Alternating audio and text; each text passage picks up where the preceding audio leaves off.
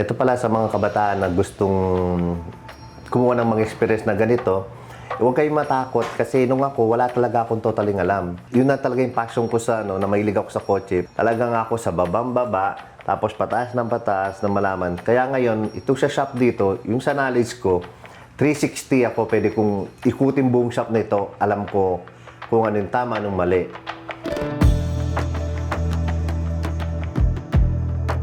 Ako pala si Marlon Biahe.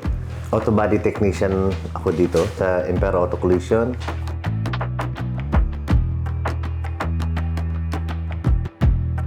Ang Impero Auto Body Shop po siya dati, ngayon Impero Auto Collision na. It's been here po na 45 plus years na po. Ang ginagawa po namin dito ay lahat po ng mga accident repair. Kung mga dent, scratch, na aksidente po kayo. And ako 25 years na ako nagtatrabaho dito. Ito tayo ngayon sa loob ng shop natin. Ito po sa mga service namin, provide namin. Mga lumang kotse po na nagre-register po kami.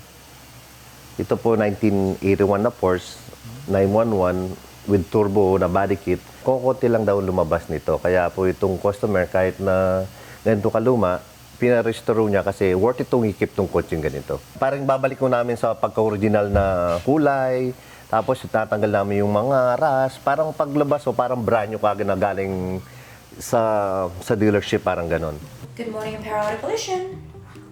Okay. Alright.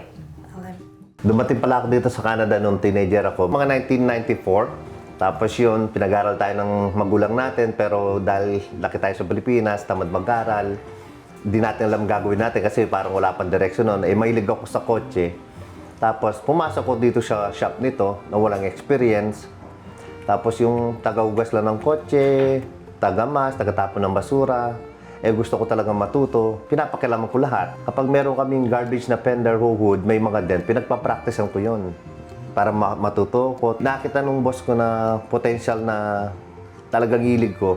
Tinrain niya ako sa proper way na ginagawa niya. Tapos hanggang ngayon, continue pa rin. For 25 years, ito yung ginagawa ko. Ito po naman, body kit to. Nagpapalagay lang ko siya ng body kit. Isa din po sa mga service namin to. Tapos ito, mga bumper repair lang o minor damage, ganun, no? Pipinturahan yung bumper. Minor scratches lang, o. Nakita sa akin ng boss ko, talagang minahal ko itong trabaho ko. Ito talaga yung gusto ko, eh.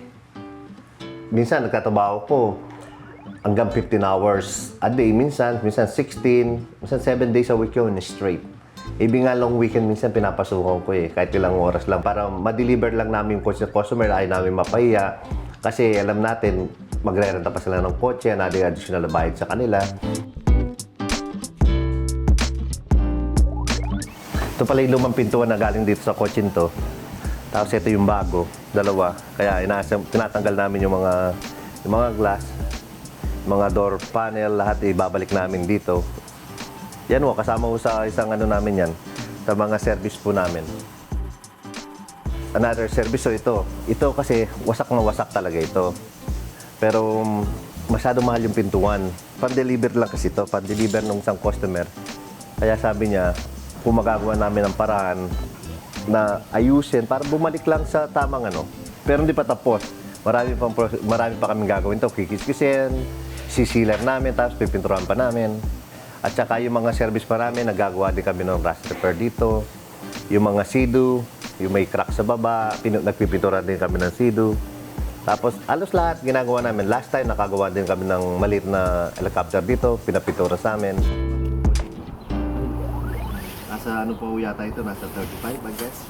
Siguro. On this economy. Ang pinakano namin dito, yung quality. Quality ng trabaho. Kasi ayaw namin mapahiya na customer, tapos ibabalik nila dito yung trabaho pag di namin ginawan tama, ang magsasuffer kami. Yung materials, yung hours namin. Kaya di baling tumagal ng mag-spend kami ng another 1 hour, 2 hours, magawa lang namin tama yung trabaho. Tinitreat namin mga customer talaga na parang kapamilya namin. Gusto namin i-trust kami. Tapos na parang kaibigan lang namin sila. Kung meron silang kailangan, willing kaming tulungan sila anytime. Thank you po. Bernard. Thank you. Ito yung pintura namin na ginagamit, water-based. Solvent-based naman to. Kasi ito yung mga color chip namin. pag kinuha namin yung paint code, makikita namin kung anong kulay dito. Para doon, tapos meron pa kami isa doon. Tapos ito yung spray boot namin. So ito pipinturahan na niya.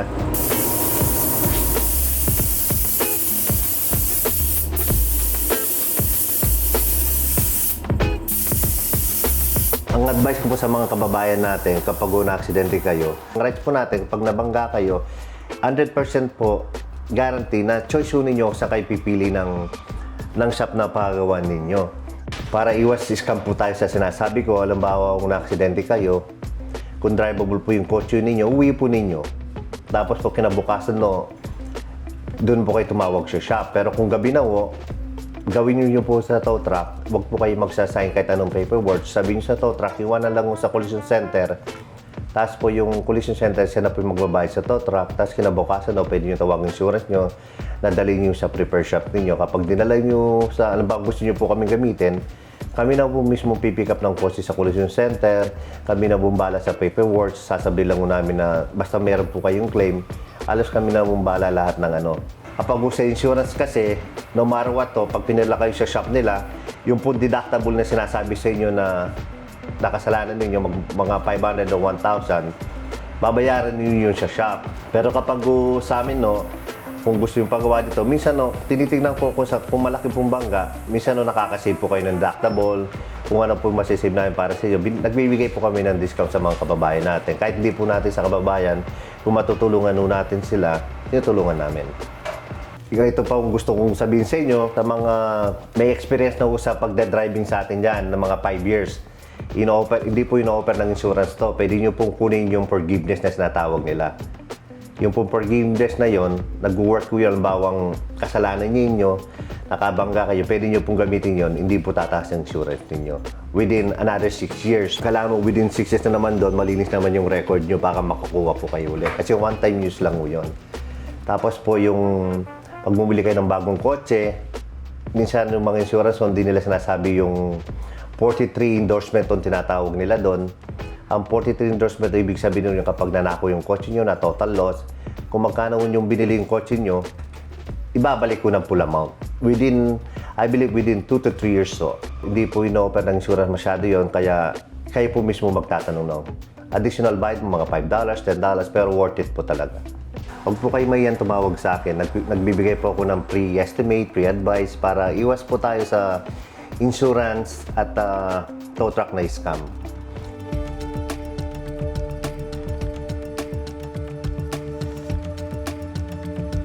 Ang nakikita ko sa Canada, kung skilled ka, mas marami kang trabaho makukuha. Sa halimbawa, kung gusto mong maging mekaniko, pwede ka mag-sign up ng apprentice para matuto ka, tapos pag-aaralin ka ng isang shop noon, bibigyan ka ng gobyerno ng mga allowance para sa tools. Parang tulad ko na walang experience dahil gusto kong ginagawa ko, talaga nagpursige ako, ito na yung gusto ko. Mas maganda yung mag-concentrate ka lang sa isang bagay na talagang gusto mo, kakasaya mo, nakakatulong, the same time nakakatulong ka sa mga kababayan natin.